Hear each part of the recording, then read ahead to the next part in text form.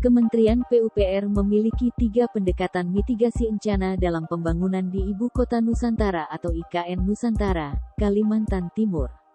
Ketiga pendekatan tersebut yakni kualitas bangunan, kelestarian lingkungan, dan memerhatikan estetika.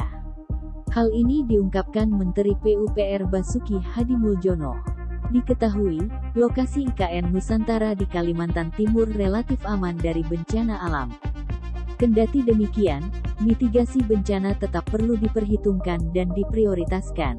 Dilansir dari kompas.com, upaya mitigasi bencana kawasan IKN Nusantara diatur dalam Peraturan Presiden Nomor 64 Tahun 2022 tentang Rencana Tata Ruang Kawasan Strategis Nasional Ibu Kota Nusantara tahun-tahun 2022 sampai tahun 2042. Hal itu dijelaskan Menteri PUPR Basuki Hadimuljono dalam acara webinar dengan tema Aspek Penting Mitigasi Bencana dalam Perencanaan Tata Ruang IKN yang diselenggarakan Institut Teknologi 10 November ITS Surabaya pada Sabtu, tanggal 19 November tahun 2022. Basuki menyampaikan, untuk upaya mitigasi struktural, Kementerian PUPR melaksanakan pembangunan infrastruktur kawasan IKN dengan memperhatikan 3 aspek, yakni menjamin kualitas, menjaga kelestarian lingkungan, dan memperhatikan estetika. Pertama, menjamin kualitas. Misalnya dalam membangun jalan tol menuju kawasan IKN harus lebih baik dari jalan tol di tempat lain. Kami juga meminta dukungan dari JICA Jepang untuk ikut mensupervisi pekerjaan ini. Jadi enggak main-main untuk kualitas, terangnya dikutip dari laman Kementerian PUPR.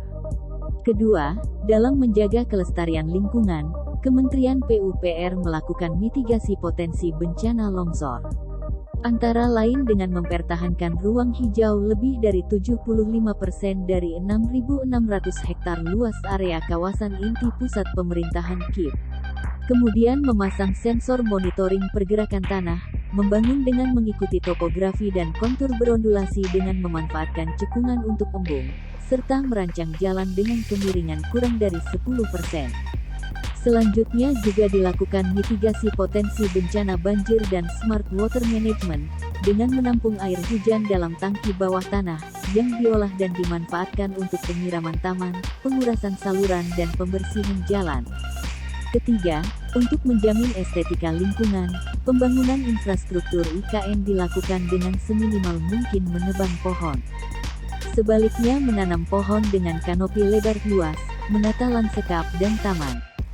Hal ini merupakan upaya mewujudkan IKN sebagai kota dalam hutan Smart Forest City. Memang tidak gampang untuk mengubah itu. Jadi jangan dibiarkan operator alat berat berjalan sendiri, semua harus dipandu, bebernya. Selanjutnya terkait mitigasi non-struktural, langkah-langkah yang telah dilakukan antara lain perencanaan dan desain pembangunan IKN dengan mengacu pada norma, standar, prosedur, dan kriteria NSPK infrastruktur tahan gempa, pengurangan emisi karbon, dan menjaga iklim mikrokawasan dengan menerapkan prinsip-prinsip bangunan gedung hijau. Saya ingin menyampaikan bahwa kita semua turut bertanggung jawab atas kualitas, kondisi lingkungan dan estetika di IKN, katanya. Oleh karena itu, saya mengajak para insinyur ITS untuk berperan aktif, baik sebagai perencana, pelaksana konstruksi maupun pengawas pekerjaan konstruksi secara profesional dengan menerapkan berbagai inovasi dan menjadi bagian dari sejarah pembangunan IKN.